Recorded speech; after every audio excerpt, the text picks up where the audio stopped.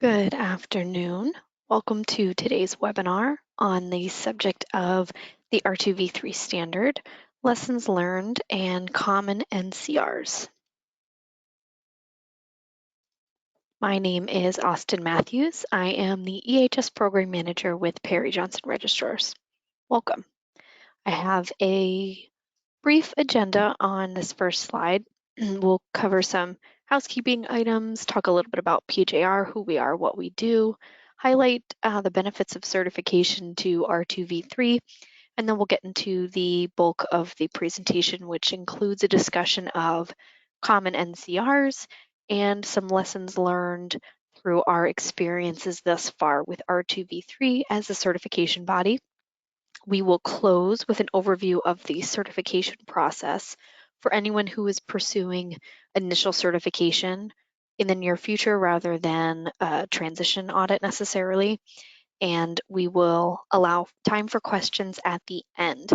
Feel free to type your questions in at any point through the question field, but I will save those for the end. Today's presentation is being recorded and copies of the slides will be made available on PJR's website as well as the recording itself. As I already mentioned, questions can be typed in at any point, but we will cover those at the end. And I do want to stress both at the beginning and throughout the presentation how valuable the CIRI website and their R2V3 knowledge base portion of their website are in terms of staying abreast of current R2V3 issues, any changes to interpretations. They offer trainings, podcasts, reference documents that are not auditable but can provide helpful guidance. So ultimately, as the standard holder, CIRI and their website is the go-to resource for all official rulings that are R2V3. Perry Johnson Registrars is one of the leading registrars in the world. We have certified companies and clients worldwide to a wide variety of standards. While this list is not necessarily all-inclusive as to the countries in which we have certified clients, it does give an idea of our global presence as a certification body. Perry Johnson Registrars is accredited to grant certification for a wide variety of standards, including, of course, the subject of today's webinar, which is the R2V3 standard. Just very briefly, the benefits of certification for a standard covering electronics recycling like R2V3 include, of course, that commitment to responsibly reusing and recycling electronics, to be able to advertise that commitment.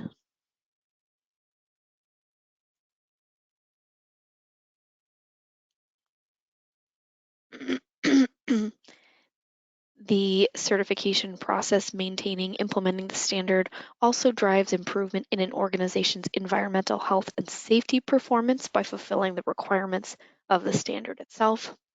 The standard also represents a framework for meeting customer and/or regulatory requirements, again, by going through the process of implementing those requirements.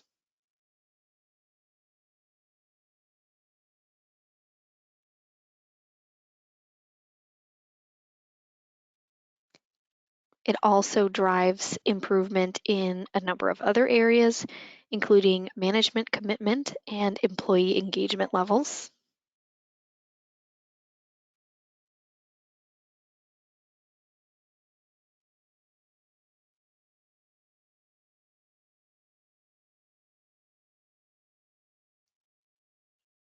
Being able to advertise a certification like R2 can provide a competitive advantage over competitors who may not hold that same certification.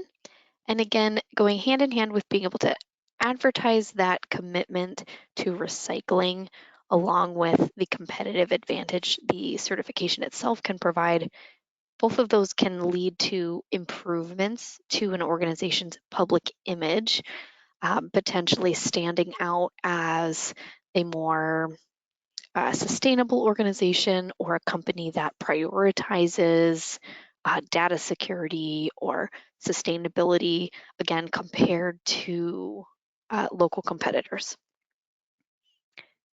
If it provides a competitive advantage and you're able to win bids that you would not otherwise have won, that can be a potential financial benefit as well. In some areas, some types of insurance will offer a lower premium for companies who hold a given certification. We find this is more common on the health and safety side, but it's always worth inquiring about. Implementing and maintaining the requirements of the standard can also help achieve strategic business objectives that the organization may have, as well as meet stakeholder requirements if there are any that apply. The standard is able to be integrated with other business management systems as well.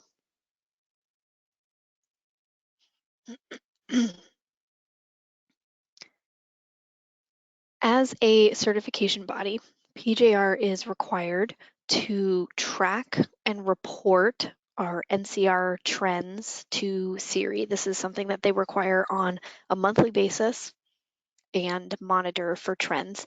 So I developed this webinar and confirm with the data that we're reporting as far as our NCRs and our NCR tracking, and update these slides if there are any changing trends in the areas in which we see the majority of NCRs identified.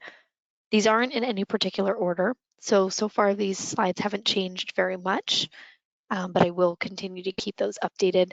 I expect that as we see more audits taking place, just that, not that just initial transition, but maybe the subsequent surveillance or two, we'll see shifts in the trends or the most common NCRs. And these slides will be updated more drastically. So again, in no particular order, we see a number of NCRs written against Appendix A, B, and C, and we'll cover some other requirements on the subsequent slides. Some examples of the findings we commonly see written against Appendix A might include incomplete due diligence records, especially given the differences between R2 2013 and R2V3 if the Tier 1 downstream vendors are not R2V3 certified.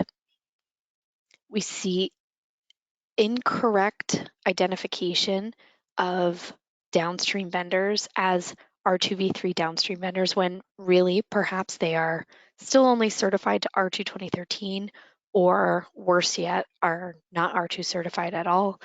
Again, if they are not R2V3, if they're R2 2013 or non-R2V3, or I'm sorry, non-R2 at all, they have to have due diligence performed against Appendix A in quite a bit more detail than the R2V3 Tier 1 downstream vendors are required.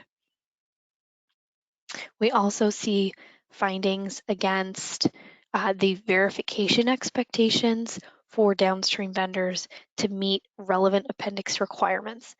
For example, if a downstream vendor is responsible for data sanitization, maybe logical or physical, there are additional expectations for the downstream due diligence explained in Appendix A.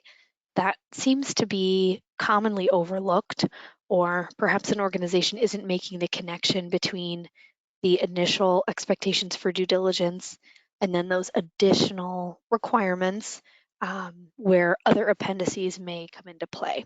So it's really important to take a step back and look at the bigger picture for companies not fulfilling certain appendices. If their downstream vendors are fulfilling those, that's part of the due diligence expectations in Appendix A, especially if they're not R2V3 certified. The other common finding we see written against Appendix A would be in regards to the pollution liability insurance expectations for organizations that process negative value equipment. And this can look several different ways, including an organization thinking they don't process negative value equipment when they do, and thus not holding pollution liability insurance. It could also be a lack of evidence to support their claim of not processing negative value equipment, and again, necessitating pollution liability insurance. Common findings written against Appendix B are numerous in nature. So to really simplify it into two categories, it would be having inadequacies within the process for conducting data sanitization, or not implementing all of the applicable requirements. So whether the documentation of the process is insufficient or the process's implementation is insufficient, we do see a significant number of findings against Appendix B for organizations that qualify for Appendix B, or perhaps they haven't totally fleshed out who does those, who meets those expectations within their recycling chain, and haven't accounted for that adequately to ensure that even the core requirements are met.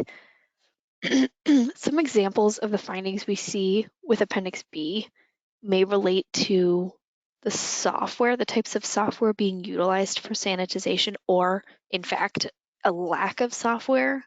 We've seen a high number of NCRs written regarding manual or factory resets in lieu of using software as required. There are requirements to maintain video recordings. There are prescribed acceptable destruction methodologies. There are requirements for utilizing unique identifiers. There are very specific requirements for what needs to be included in a data sanitization plan. There are also training and competency requirements. Those are some common areas against which Appendix B findings are written by PJR auditors, I should say.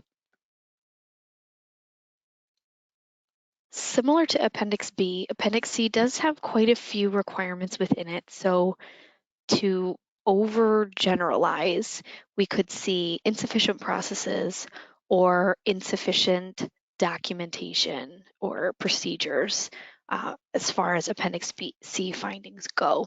Some examples might be not maintaining individualized records. Again, we go back to that unique identifier concept in Appendix B. We're looking for records to correlate each individual item and each item's functionality when we're doing that testing.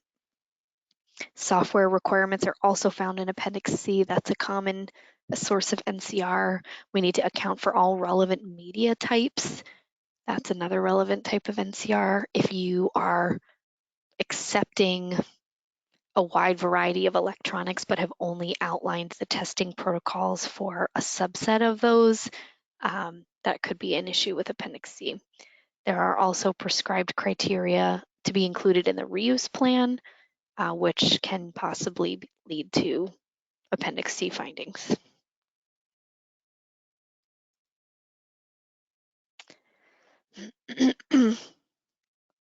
Findings in the remaining appendices are less common than those first three, so I don't necessarily cover them in this particular webinar.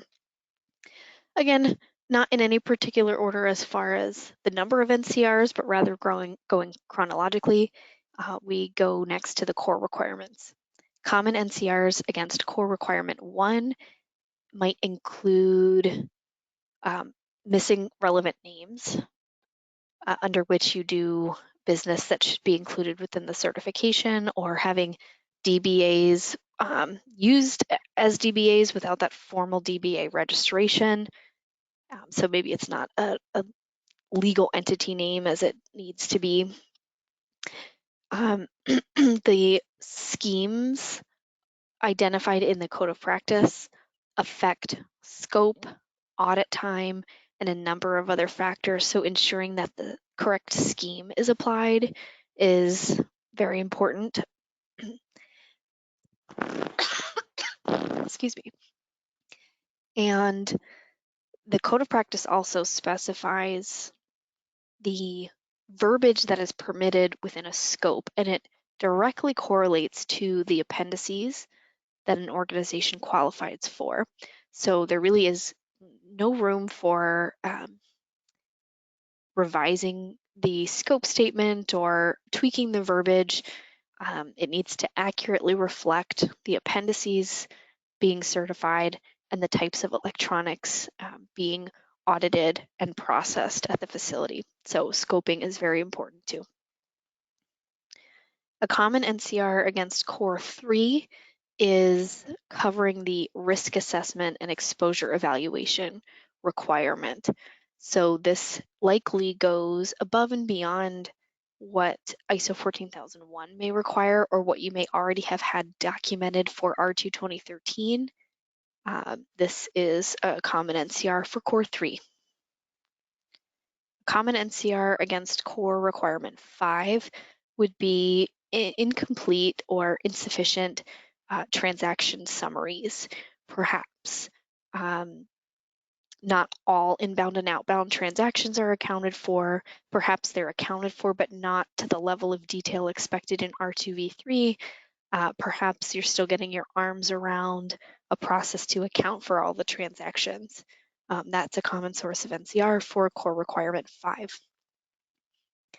Core Requirement 6 is a very common source of NCR in and of itself. There are a whole host of requirements in Core 6, and it's really the bulk of the processing expectations in the standard. So again, to oversimplify, we could see insufficient processes, but we could also see incomplete documentation or procedures. So some examples that I've seen often include the categorization appropriateness, the availability and adequacy of the test records for each item and functionality, the sorting process to ensure subsequent processing meets the expectations. How is the material identified for further processing to ensure that all of Core 6 is being adhered to? And that could include consideration of what's coming through the door, what has the upstream done, if there's testing or data sanitization supposedly already taking place. Core 6 also houses the expectations for obtaining records or sampling to corroborate that information that's coming with the material or the condition in which the material is supposedly in.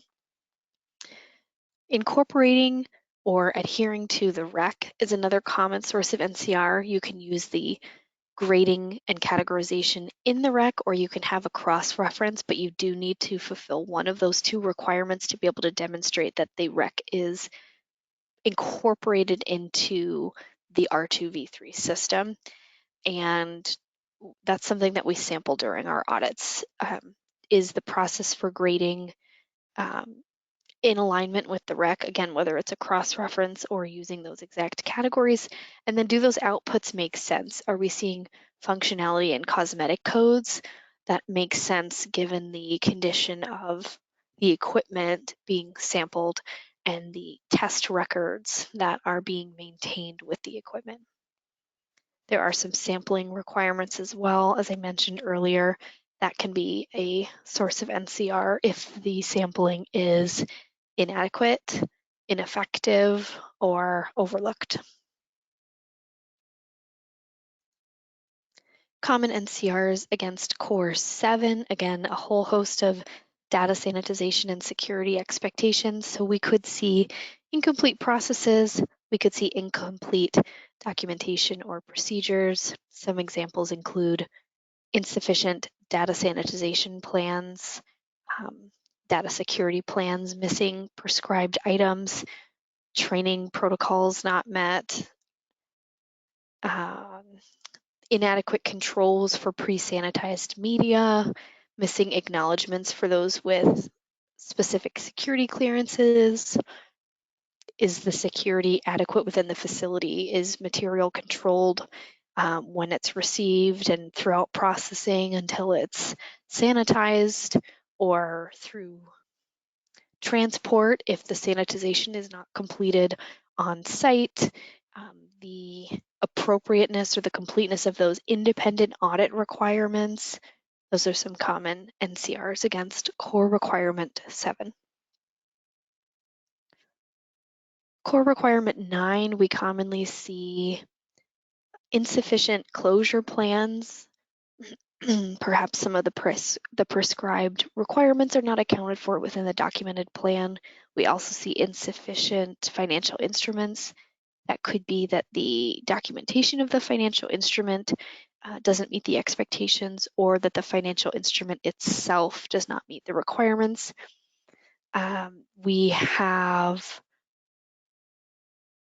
reference material guidance from even the R2 2013 version of the standard that we still see clients receiving NCRs for. For example, using assets to cover the financial instrument is not acceptable under R2V3, just like it was not under R2 2013. A checking account in and of itself also would not suffice. So this is a common source of NCRs still with R2V3. We also see insufficiencies with insurance coverage sometimes. So I've included that here. This could include pollution liability insurance, which we talked a little bit about in Appendix A. It could be inclusive of workers' comp if you don't have a certain number of employees. The standard is requiring, even if you are not doing a formal workers' comp insurance, that you have reserves in place. So that's something that you want to take a look at as well in Core Requirement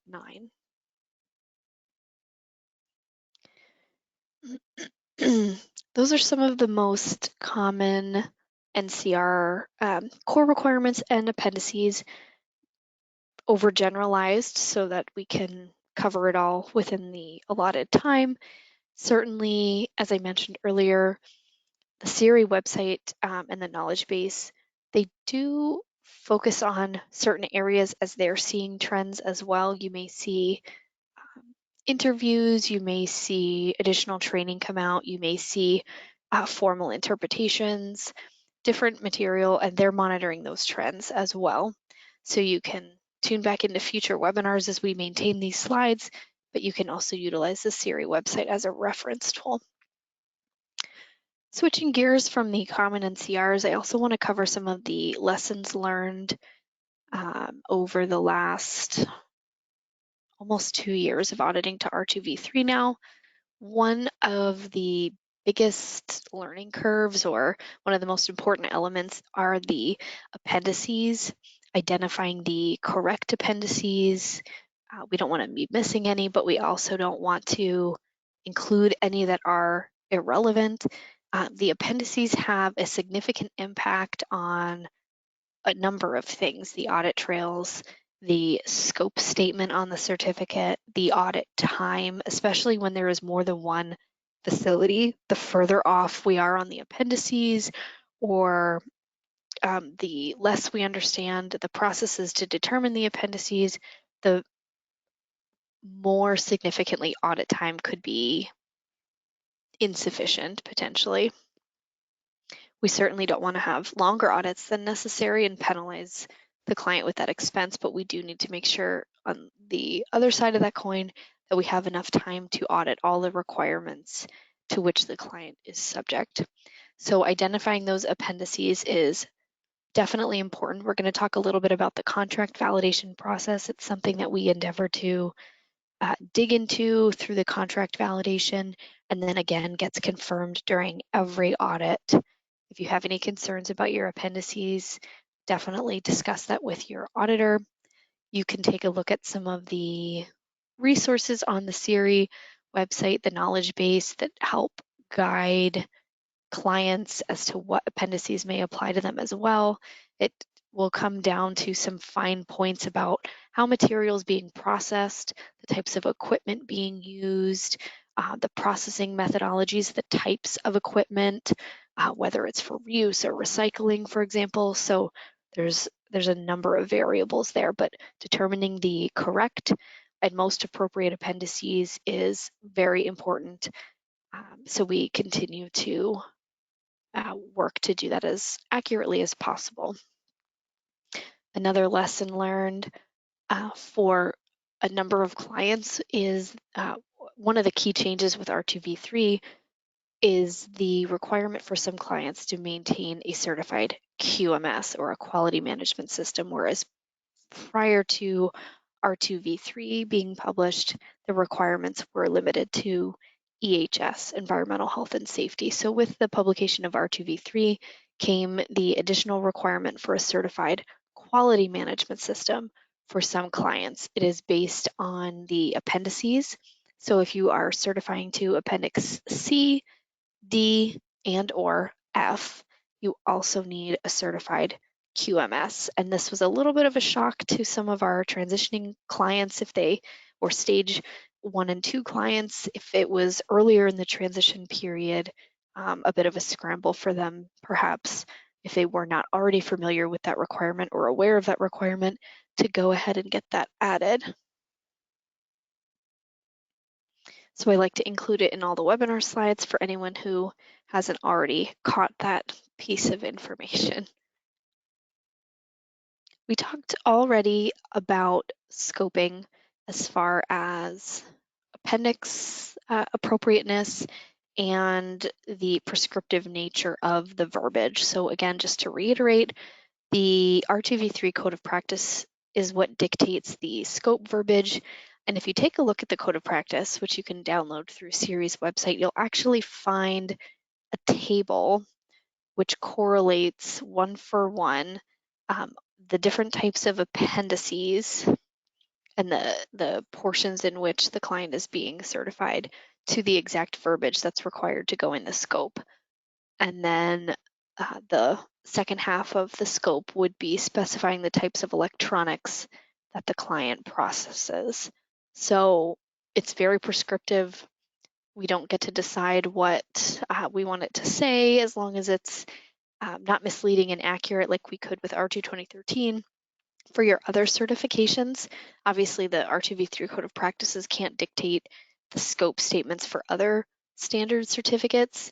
So if you would like to keep your, for example, ISO 14001 scope the same or similar to what it was before, as long as it's accurate and not misleading or excluding things that need to be included, then that would be fine. There's no requirement that the R2V3 scope be used for your other standard certifications as well. R2V3 introduces, again, via the Code of Practices, as well as Advisory 22, some changes to NCR closure deadlines and expectations. R2V3 requires a revisit for all NCRs written against the R2V3 standard. It's no longer up to the auditor's discretion. Those revisits can be virtual if the client's a good candidate and the findings don't explicitly need to be verified on site, in which case the revisit could be on site. The revisit is due within 90 days of the audit, as well as corrective action implementation, but even sooner than that, at the 60-day mark, is required the correction implementation evidence and just that overall response to the NCR, the correction, the root cause, the extent analysis, and the corrective action plans. You know, what you plan to do to close the finding, that's also due within 60 days. A tighter time frame than perhaps was previously required, and the results for not the ramifications for not adhering to those deadlines are pretty stringent. They include suspension, in some cases withdrawal, and in other cases the need to repeat the audit, such as repeating the stage 2. So we definitely want to make you aware of those sooner rather than later to avoid those particular ramifications. I mentioned towards the beginning of the presentation that facility schemes are also important. They affect the certificate structure, they affect the calculation of audit time. So as you prepare to transition or as you prepare your registration process and you're filling out some of our documentation to apply for certification, it'll be really important to accurately relay the relationship that the organization may have with other locations, with other recyclers in the building if there are any. The more accurate and transparent that information is, the more accurately we can identify the scheme and the audit time to not risk having a big issue on the back end when we are trying to issue the certificate and find it was categorized incorrectly based on information that was withheld. Another lesson learned along the way has been the world of virtual auditing, and that could warrant its own separate long webinar, but just in general, CIRI and R2V3 have prescribed criteria or expectations for certain types of audits if they are permitted to be conducted virtually. There are advisories published for the different types of audits, and they memorialize the expectations for those audits to be eligible to be conducted virtually. There are requirements such as sharing of electronic documents by a specific deadline in advance of the audit to ensure that the client is able to support a successful virtual audit. It is a privilege not granted necessarily to all organizations. So in an effort to be able to continue to offer virtual audits, it is critical for PJR to adhere to those virtual audit advisories and expectations outlined by R2V3 so that some audits are still able to be conducted virtually. Those are available on CIRI's website as well. If you're not familiar with those expectations, I encourage you to become familiar with them. And as PJR determines an audit is eligible for virtual auditing on a case-by-case basis, you'll also see those details communicated as part of the formal virtual approval when either the client or the auditor or both has requested that an audit be conducted virtually. And just to mention one more time, the CIRI website and its knowledge base contain a lot of important and timely information.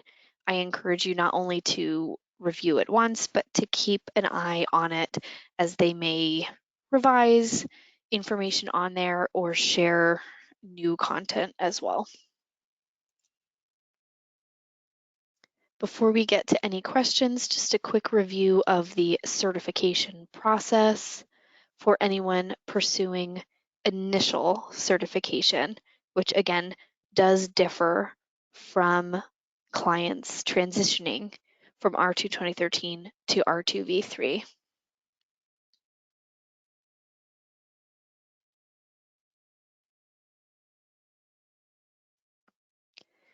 The first step when pursuing certification to a new standard is always to get a hold of the copy of the standard so you know what requirements you're being held to.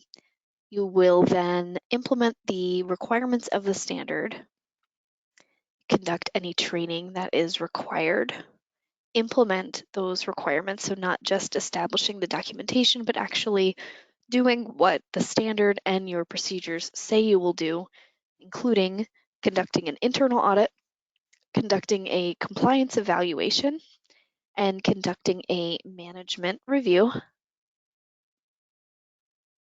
You'll need a contract with a certification body to conduct your audits, and you'll be required to submit any pre-qualification information required. In this particular case with R2V3, I'm referring to the contract validation process, which fulfills the contract review expectations in the Code of Practice. Subsequent to that approval,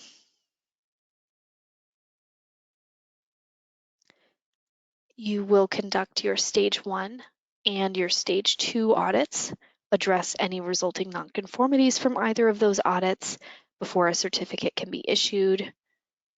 That is an oversimplification of the process, but for initial certification, you do have both the stage 1 and the stage 2 to complete and resolve any NCRs. The contract validation activity I mentioned on the last slide is an off-site activity. It's a high-level review to confirm readiness for R2V3, fulfill requirements spelled out in the code of practice for a number of different audit types, including stage 1s, transitions, and transfers. And those are a quarter day to a half day in duration. Stage 1 audits primarily focus on documentation and evaluate an organization's readiness for their stage 2. NCRs can be identified during an R2V3 stage 1 and do need to be resolved before the stage 2 can even take place. The stage 2 audit is a full system audit covering all of the applicable requirements, and again, any NCRs that are identified do need to be resolved before the process can continue. R2V3 requirements in the code of practice dictate that the stage 2 time for R2V3 does need to be conducted on site. Those are not eligible for virtual audits.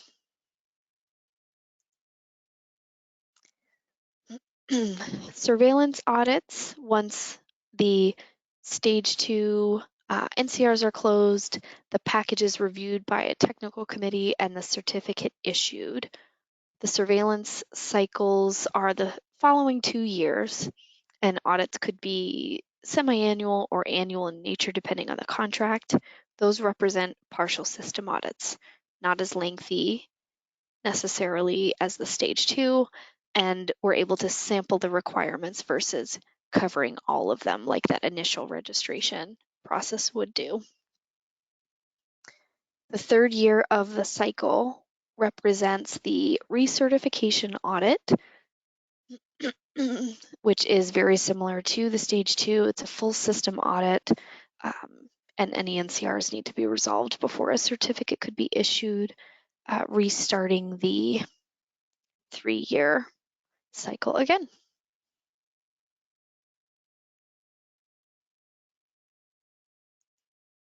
If you haven't already done so, please feel free to type out any questions that you may have.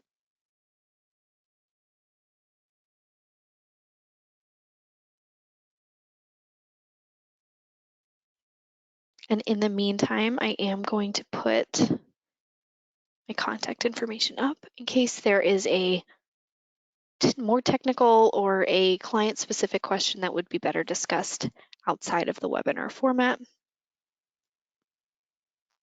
Again, my name is Austin Matthews. I'm the EHS Program Manager at PJR. I can be reached through the main PJR line or via email. They can put you through to my extension, or you can send me an email.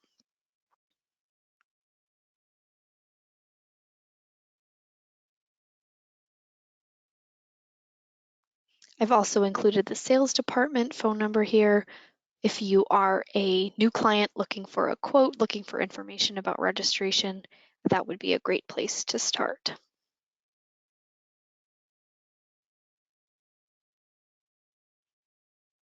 Let's see what questions we have.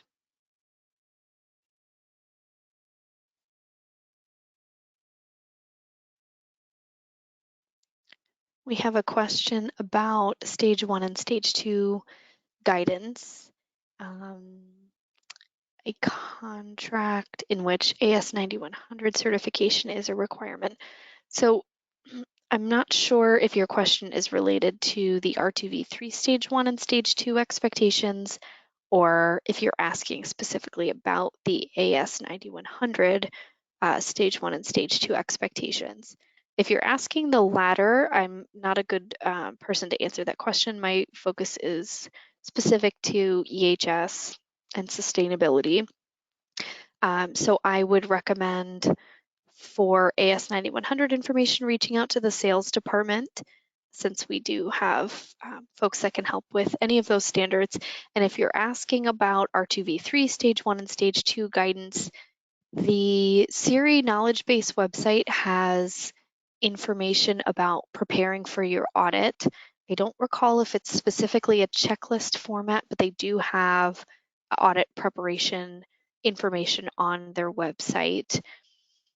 I don't know that we specifically have an R2V3 Stage 1 and Stage 2 guidance document, but my contact information is listed on this slide as well. If you want to send me an email with a more specific question or rephrase it while I'm still on the line, I'll do my best to try and answer that.